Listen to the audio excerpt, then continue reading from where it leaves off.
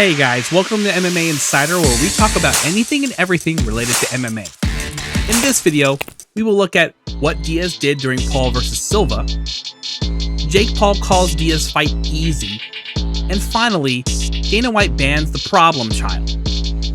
On Saturday night, Nate Diaz appeared to slap a member of Jake Paul's team in the face. The MMA legend was caught on camera hitting out at a man dressed in Jake's team kit during a backstage altercation.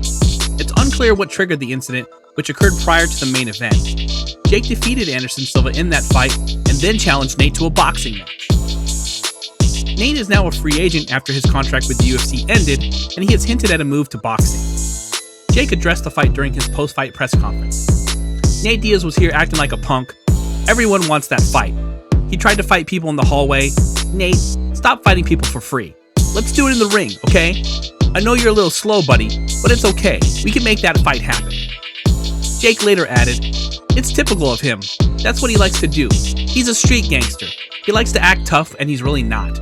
Why are you trying to beat someone up in a hallway, bro?"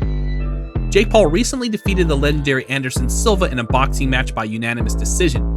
Having defeated Silva, regarded as one of the best strikers in the sport, Paul believes Diaz will be easy work. On the MMA Hour, the 25-year-old stated, "I'll be down. I just beat one of the greatest MMA fighters of all time. Nate Diaz is easy work.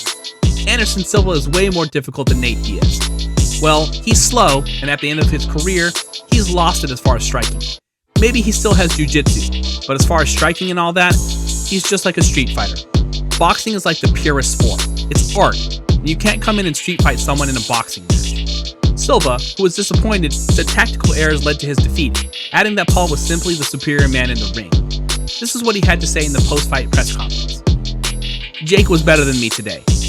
I tried to put on my strategy, I didn't find my distance, and I failed in my strategy, and Jake was better than me. That's it." Silva continued hinting that there might not be a rematch. "I know I lost. I know I failed in my whole strategy, and my opponent won.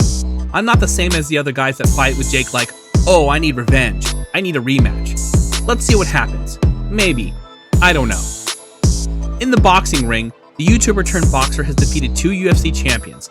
However, he is not allowed to attend any UFC events after causing a commotion at UFC 261 in April 2021. During that event, the crowd frequently chanted F Jake Paul, and commentator Daniel Cormier almost got into a fight with the problem child cage side. And in his constant slander of UFC President Dana White, we're not surprised he's no longer welcome. During a new episode of the BS podcast with Israel Adesanya, Paul revealed his UFC ban. Izzy invited Jake to his UFC 281 fight at Madison Square Garden against Alex Pereira. Paul said he'd come, but then realized he couldn't. This is what he had to say. "But I'm banned from UFC events. Dana banned me.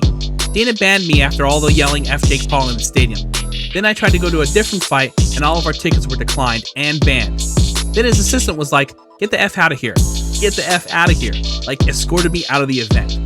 He continued, "And then Dana White's son, apparently, I didn't know who it was at the time, I was like, 'I effing hate you.' He was drunk, wearing some suit, and he was like, 'F you.' He's using racial slurs against me, and yeah, that was the last event, so I forgot. I can't come." So while Jake is prohibited from attending UFC events, Dana White has previously gone above and beyond to accommodate his brother Logan Paul at another event. Logan publicly thanked White for upgrading his UFC 264 seats to Billionaires Row. White explained later, he bought a bunch of tickets to the fight, and the tickets he bought were not tickets he'd want to sit in. He was going to get smashed, so I put him over in another section. We don't know if Paul versus Diaz will take place or not, or if the UFC will lift its ban on Paul. But one thing is for certain, we will make sure to keep you updated. If you like our content, make sure to subscribe and we will bring you the latest and most interesting MMA stories. What do you guys want to see next?